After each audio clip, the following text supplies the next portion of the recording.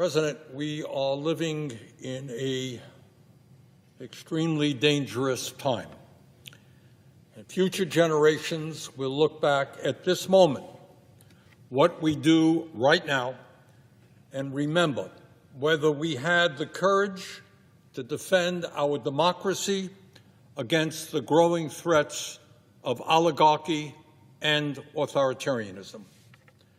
They will remember whether we stood with President Abraham Lincoln at Gettysburg, who in 1863, looking out over a battlefield where thousands of people had died, thousands of soldiers died in the fight against slavery, he stated that, quote, "This nation under God shall have a new birth of freedom, and that a government of the people, by the people, for the people, shall not perish from the earth." Do we stand with Lincoln's vision of America, or do we sit idly by and allow this country to move into a new vision?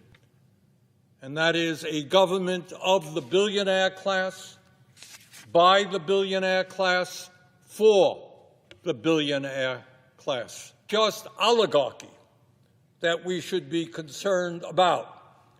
Not just the reality that today 3 people own more wealth than the bottom half of American society, 170 million.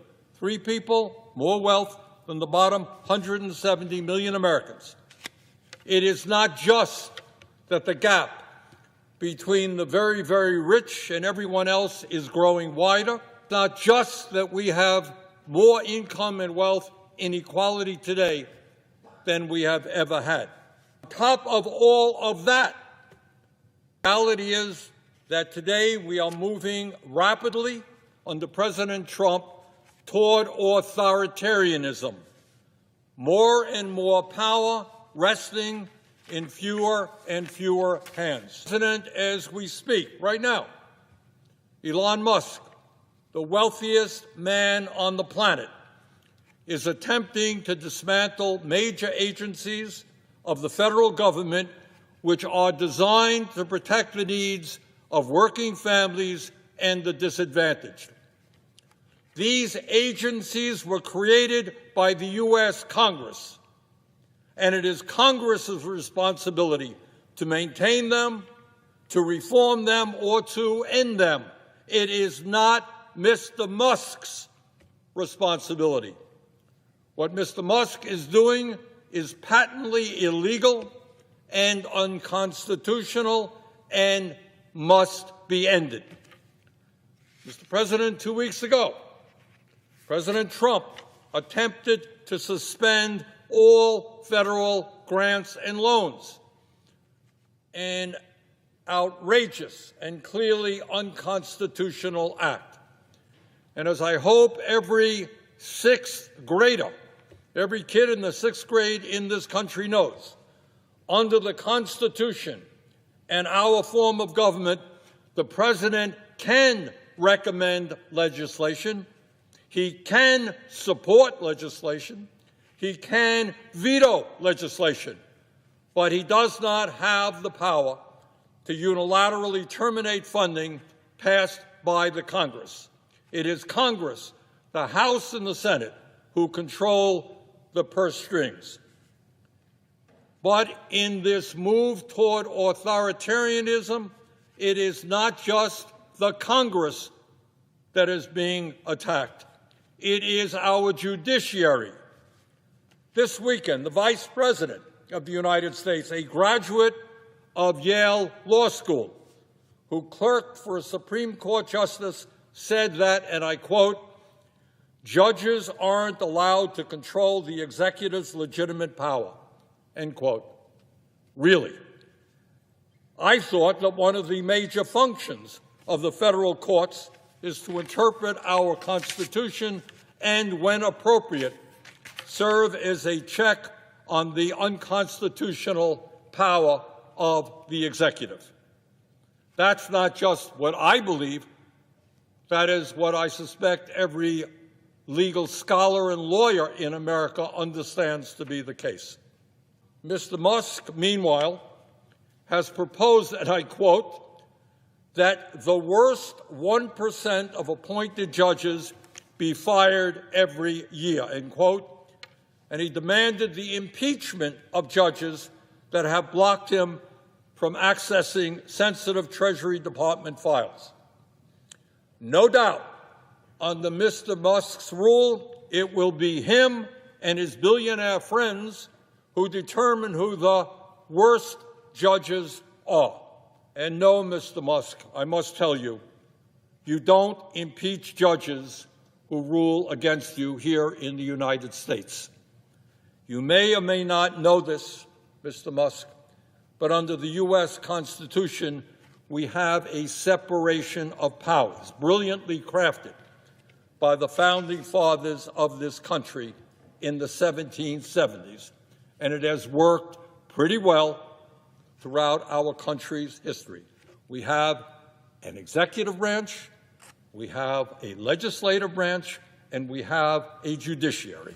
President, what we are seeing now is not just an organized attack on the power of the Congress and the responsibility of the judiciary. Mr. Trump and his friends are not just trying to undermine two of the three pillars of our constitutional government, Congress and the courts. They are also going after the media in a way that we have never seen in the modern history of this country. Trust me that every member of Congress will tell you that the people working in the media and media organizations are not perfect. We have all had our experiences with the media. Media, like everything else, makes mistakes every day. But I do hope that every member of Congress understands that you cannot have a functioning democracy. You cannot have a free flow of information. You cannot have the pursuit of truth without an independent press. A press not intimidated by presidents of the United States, but a president who writes it and sees it the way they understand it to be.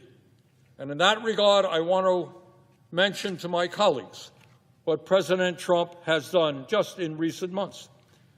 Mr. Trump has sued ABC and received a $15 million settlement. He has sued Meta, the parent company of Facebook and Instagram, and received a $25 million settlement. He has sued CBS and its parent company Paramount and is right now in negotiations over a settlement. He has sued the Des Moines Register for a poll results that he didn't like, and his FCC is now threatening to investigate PBS and NPR, major news outlets in our country.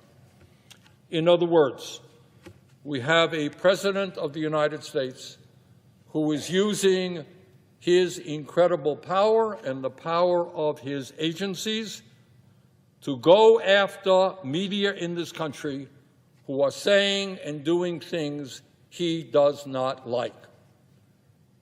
How are we going to have an independent media if journalists are looking over their shoulders, fearful that their reporting will trigger a lawsuit from the most powerful executive in the world?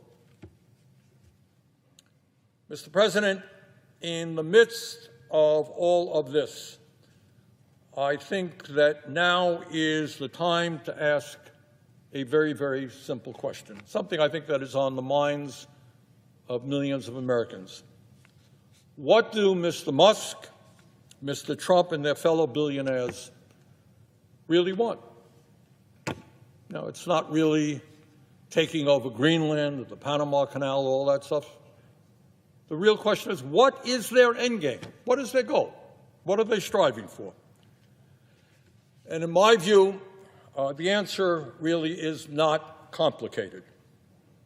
It is not novel. Ruling classes to throughout history have always wanted and have always believed to be their right, and that is more power for themselves, more control for themselves, and more wealth for themselves. And in their pursuit of more power, more control, and more wealth, they are determined to not allow democracy and the rule of law to get in their way. Many Americans understand. In pre-revolutionary America, before the 1770s, before the creation of the United States and the writing of our Constitution, the ruling class of that time governed through a doctrine called the divine right of kings. The belief that the King of England was an agent of God, that God appointed him, and that he was not to be questioned by mere mortal human beings. He was appointed by God. In modern times, we no longer have the divine right of kings. What we now have is an ideology being pushed by the oligarchs, which says that as a very, very wealthy group of people, often self-made, often the masters of revolutionary new technology, and as high IQ individuals, it is their absolute right to rule.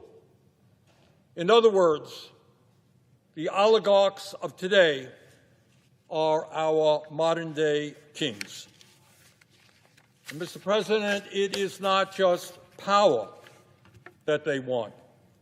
Despite the incredible wealth that they currently have, they want more and more and more. Their greed has no end.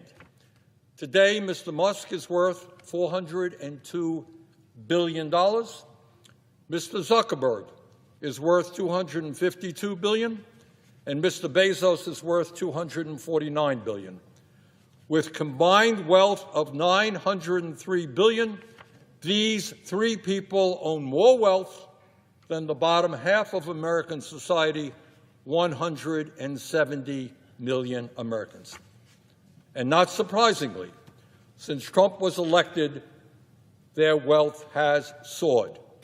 Musk has become $138 billion richer, Zuckerberg has become $49 billion richer, and Bezos has become $28 billion richer since Election Day in November.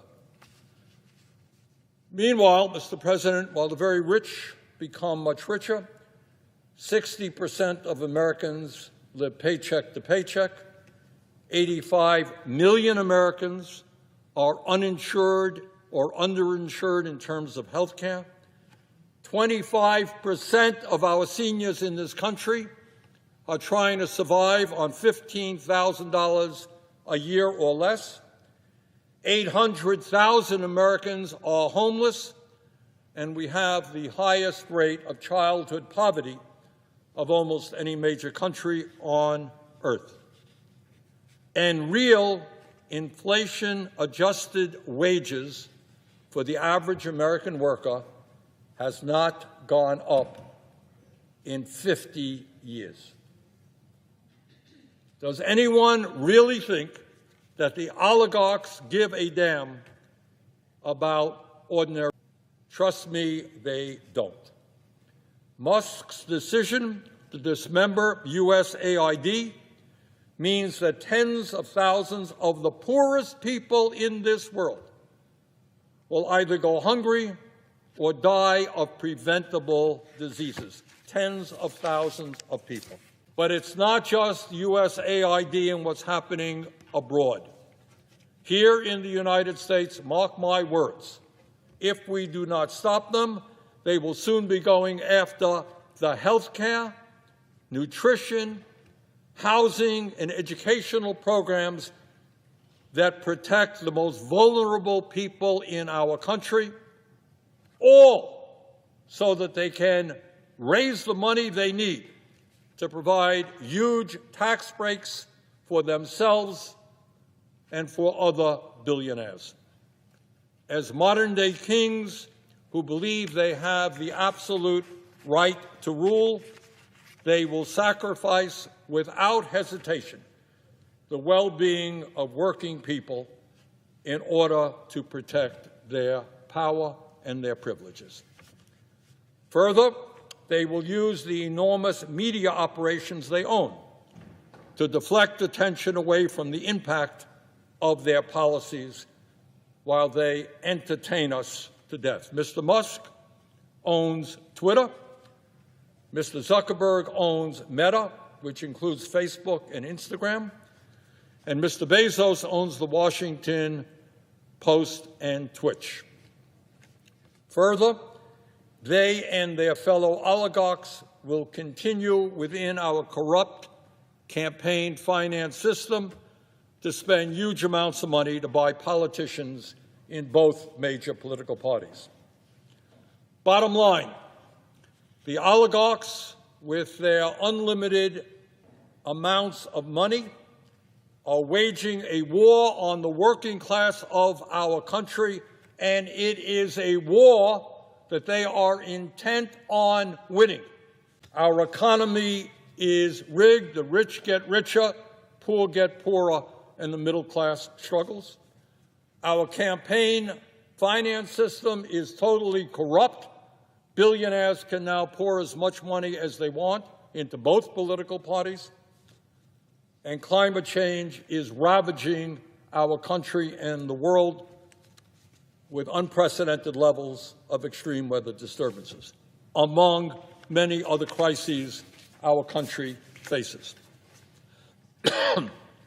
But, Mr. President, in the midst of all of these crises,